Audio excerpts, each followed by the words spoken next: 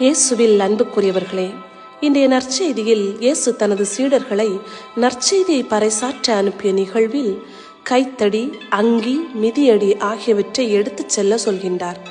ஆனால் உணவு, பை, செப்புக்காசு ஆகியவற்றை எடுத்துச் செல்ல வேண்டாம் என்கின்றார். கைத்தடி பாதைக்கு உறுதுணையாகவும், அங்கி குளிர், வெப்பம் போன்றவற்றிலிருந்து நம்மை காக்கவும், மிதியடி நமது கால்களுக்கு வலுவூட்டி பாதைகளில் இருக்கும் சிக்கல்களை மாற்றிக்கொள்ளவும் உதவுகின்றன. ஆக இவைகள் நமது பயணத்திற்கு பாதுகாப்பளிக்கின்றன. ஆனால் பை இருந்தால் அதில் பணமும் பொருளும் சேர்த்து வைக்க வேண்டும் என்ற எண்ணம் ஏற்படும்.